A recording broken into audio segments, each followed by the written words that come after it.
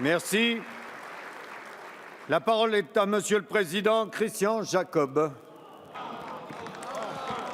Merci, Monsieur le Président. Ma question s'adresse à Monsieur le Premier ministre. Monsieur le Premier ministre, au nom du groupe des Républicains, je veux tout d'abord vous dire qu'en ce moment tragique, nos pensées vont au peuple belge, aux victimes et à leurs familles.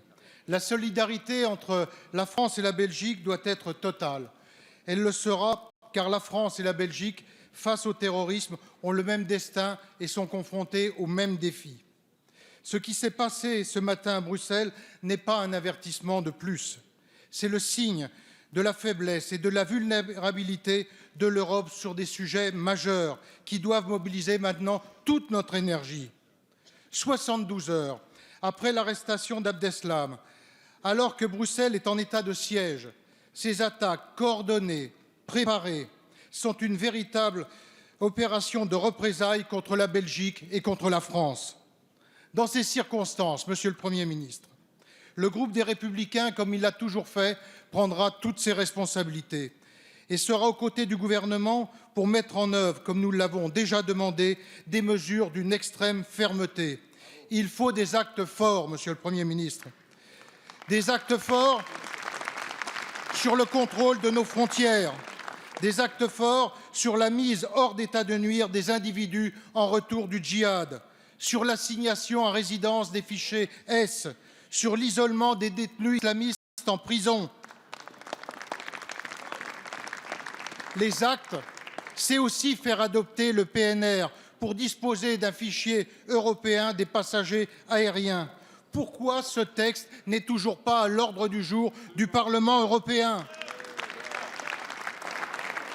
Monsieur le Premier ministre, vous devez, avec nous, dénoncer les alliances politiques contre nature qui empêchent son adoption.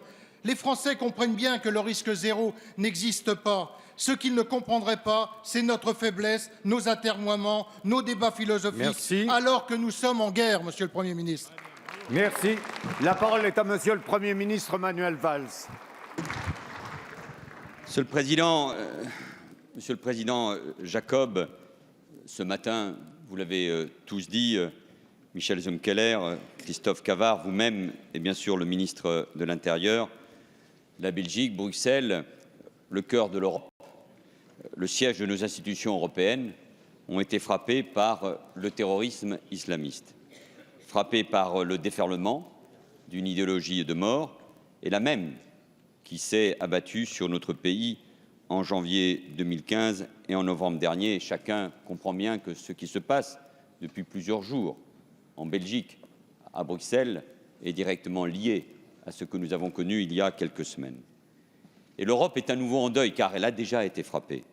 Et toutes nos pensées vont aux victimes, nombreuses, très nombreuses, à leurs familles. Et je veux adresser à mon tour tout le soutien de la France au peuple belge, à ce peuple ami et voisin. Nous sommes à ses côtés, solidaires dans la souffrance et solidaires dans les actes de guerre qui viennent d'avoir lieu. Parce que nous sommes en guerre.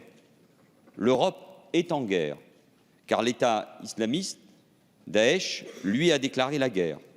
L'arrestation de cet individu et de ses complices ne peut à aucun moment être un motif de soulagement. Et nous l'avons dit, avec le Président de la République, les ministres des Affaires étrangères, de l'Intérieur et de la Défense samedi.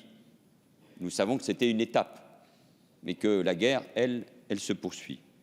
Face à nous, je veux le rappeler, une organisation terroriste avec une force de frappe sans précédent, une organisation avec une logistique d'une ampleur inédite. Il faut que chacun ait bien en tête le nombre d'individus concernés par l'organisation de ces attentats.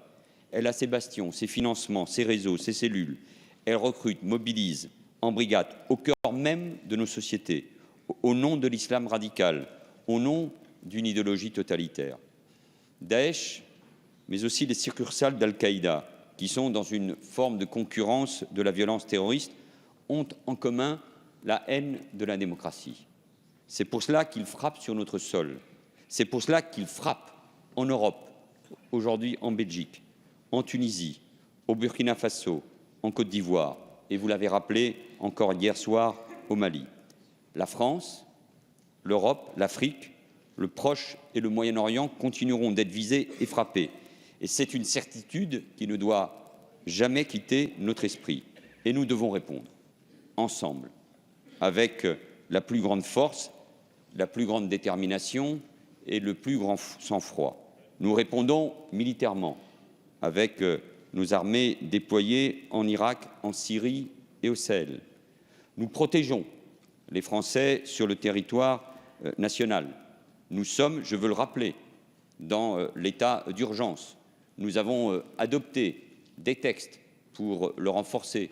Vous venez d'adopter ici à l'Assemblée nationale un texte présenté par le garde des Sceaux qui vise à renforcer les pouvoirs d'action des policiers, des gendarmes, mais aussi des magistrats. Le ministre de l'Intérieur, aujourd'hui même, a adressé une circulaire au préfet afin de renforcer, vu la situation, les mesures de sécurité déjà en vigueur. Et cela, au-delà du déploiement de policiers, de gendarmes, de militaires qui ont été annoncés par Bernard Cazeneuve ce matin, renforçant tous les dispositifs qui existent déjà sur notre sol depuis des mois, le contrôle aux frontières, bien évidemment, cela, nous le faisons ensemble. Et c'est une force de notre démocratie que la majorité et l'opposition puissent ensemble faire face contre cette menace terroriste. Et puis, vous le rappeliez, Monsieur le Président, le ministre de l'Intérieur l'a fait aussi, il faut agir au niveau européen. L'Europe est attaquée. Et contrairement à ce qu'on peut entendre parfois, la réponse doit donc être aussi, c'est ce que vous soulignez, être européenne. Notre espace de liberté doit être également un espace de sécurité. Et la France continue et continuera de peser de tout son poids, car il y a urgence, et nous ne cessons de le répéter avec le Président de la République et le ministre de l'Intérieur. Et sur la question du PNR, qui a été mis en débat avec un autre sujet, et qui doit venir ce printemps au débat, au mois d'avril, au Parlement européen, à mon tour, je le dis, il est temps de l'adopter.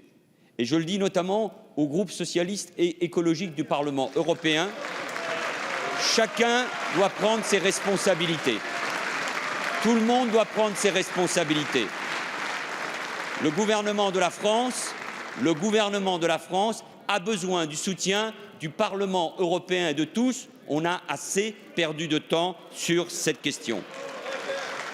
Nous devons donc agir sur le renforcement des contrôles aux frontières. Et puis, Monsieur le Président, agir contre la menace terroriste, éradiquer le djihadisme sera un combat de longue haleine. Un combat contre la radicalisation d'abord.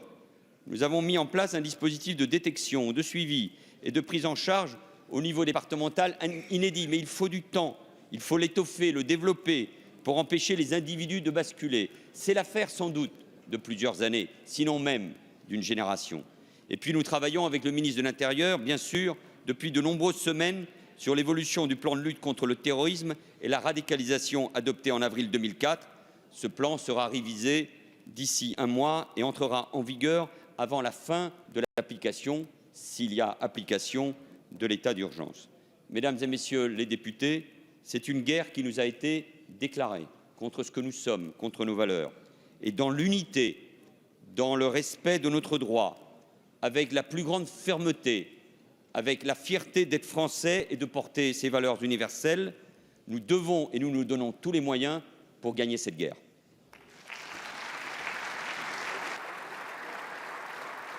Merci, Monsieur le Premier ministre.